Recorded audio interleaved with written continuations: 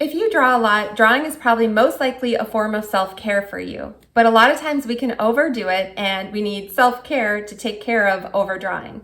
So today I want to share with you some of my favorite tools that I've used in my creative practice to keep myself from getting sore wrist and carpal tunnel and sore muscles. Drawing too much can lead to soreness in your fingers, carpal tunnel, and all the places I mentioned. It's basically a muscle train from your fingers all the way up to your shoulders. So even if you're having pain in your wrist, it's most likely due to like a weakness further up, like your forearms are weak or the muscles are tight in your shoulder. So I have a couple tools that I really like. I'm gonna walk you through them. The first one is finding like a squishy ball. A lot of times when you draw with your right hand, your left hand can get really weak because it's not squeezing a pen or mouse like the right hand is. So this just builds hand strength, which is really important for drawing because you're constantly always gripping. So I find like little fidgets that my son has around the house and they just have to be squeezable. And I've actually gone to physical therapy a couple times, so I've learned a lot of these things from there. You go once to physical therapy and then you basically get the exercises and then you can do them at home.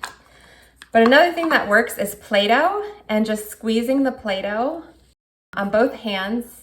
All right, the next thing I like to use is a lot of times when I draw, my forearms can get really sore. So I like to use a hard ball. This is a dog toy, but you can use a tennis ball and you just kind of roll along the muscles like this to get them really relaxed. And you're gonna feel a lot of like hard sore spots from drawing. So that works great. And the next one I really like for hand strength are these like flexors. They're like, it's like going to the gym for your hand, but you just squeeze this, you know, like 10 times.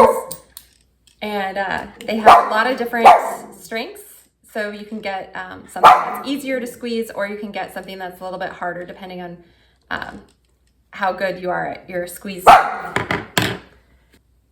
Okay, the next thing I really like is that when I'm sitting at my desk drawing or if I'm sitting on the couch, I really enjoy this muscle massager. I hold it over to roll out my shoulders and it has heat, and a lot of times I'll even put it around my lower hip because I'm really sore everywhere from my back to my shoulders.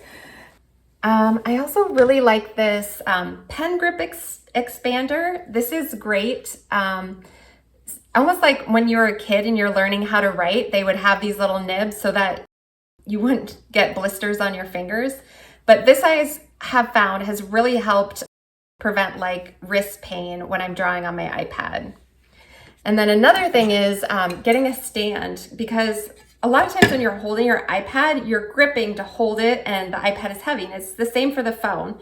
Your wrist can start getting really sore just from that gripping action. So if you put your iPad on a stand and you draw from there, you're not having to grip and wiggle and hold the iPad steady and hurt these muscles.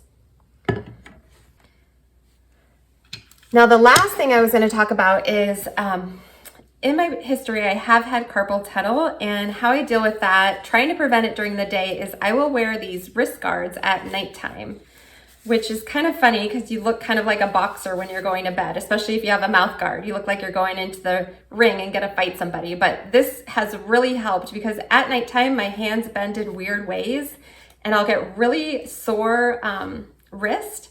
So this has helped a lot. And even when I have bad carpal tunnel during the day, I'll wear these and then draw wearing them.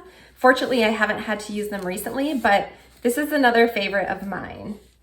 I hope that you found some of these helpful. I know it's really important to keep drawing.